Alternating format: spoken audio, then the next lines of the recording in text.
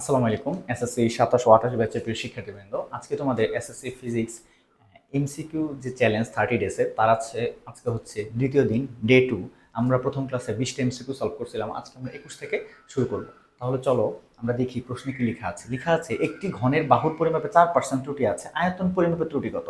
তাহলে ঘনের আয়তন যেটা, সেটা আয়তন নির্ণয়ের সূত্র কি? এ কিউব। এটা হচ্ছে কি বাহুর দৈর্ঘ্য। তাহলে কিউব, ওই কিউবটাকে থ্রিটাকে সামনে নিয়ে আসবা, এই হচ্ছে থ্রিটা সামনে আসবে, বাহুর ত্রুটির পরিমাণটা বসায় দেবা। মূলত এটাকে ডিফারেন্সিয়েশন করে ব্যবকলন করে আলটিমেটলি এরকম আসছে। তো তুমি জাস্ট এটা মনে রাখবা শর্টকাট, যে তুমি যেটা নির্ণয় করতে চাও তার যে পাওয়ার থাকে পাওয়ারটাকে সামনে নিয়ে আসবে এবং যেটা দেওয়া থাকবে সেটা দিয়ে গুণ করে দেবা। তাহলে কত হয়? কিউবের থ্রিটার সামনে আসবে আর 4% বাহুতে 3 4 12%। বুঝতে পারছো? আচ্ছা,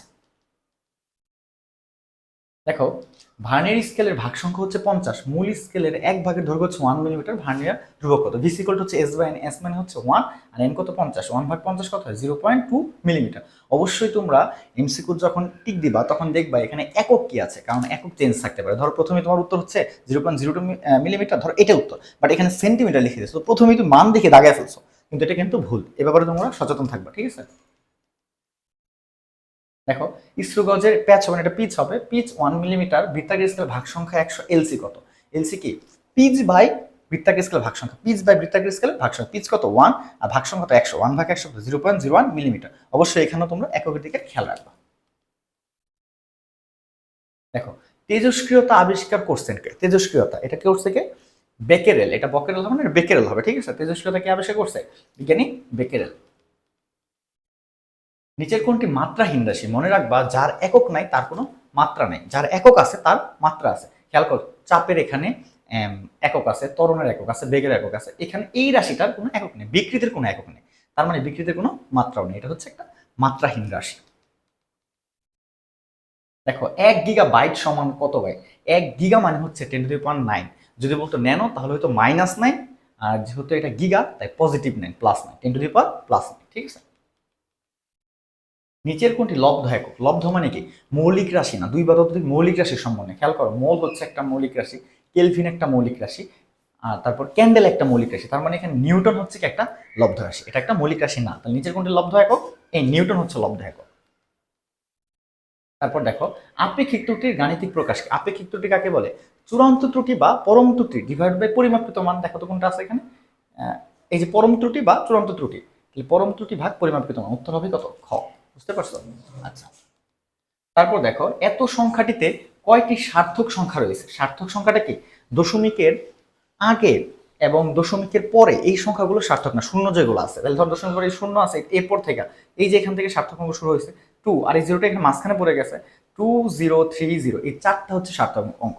বুঝতে পারছো এই কথাটা, যে বাম পাশের শূন্যগুলো সার্থক নয়, অশূন্য সংখ্যা 203 এবং শেষের শূন্যটি সার্থক। মানে এই যে এই 2 থেকে এই পর্যন্ত এগুলো হচ্ছে কি সার্থক সংখ্যা, তাহলে চারটি।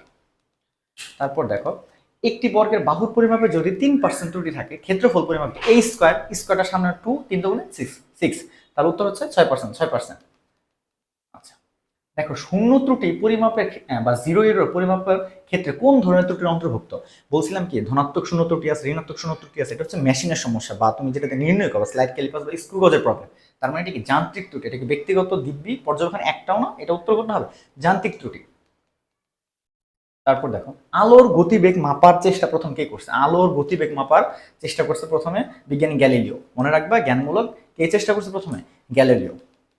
তারপর দেখো, পিচ ও বৃত্তাকার স্কেলের মোট ভাগ সংখ্যার অনুপাত। পিচ বা বৃত্তাকার স্কেল ভাগ সংখ্যা লঘিষ্ঠ গণন ইতিমধ্যে করে ফেলছি, তাহলে এটা হবে কি? লঘিষ্ঠ গণন হবে। কি হবে? লঘিষ্ঠ গণন। দেখো, মাইক্রোমিটার সমান কত? মাইক্রোমিটার মানে হচ্ছে 10⁻⁻6। মাইক্রোমিটার মানে কত হবে? 10⁻⁻6। আর মিলি হইলে কত হইতো? 10⁻⁻3।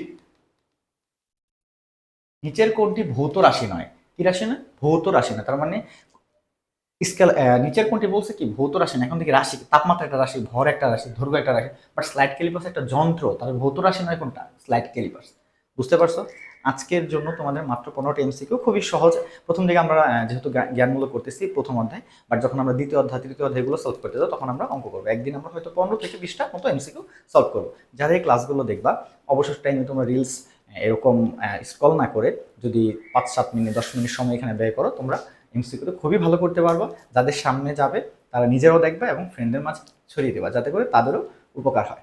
ঠিক আছে, দেখা হবে নেক্সট কোনো ক্লাসে। আসসালামু আলাইকুম।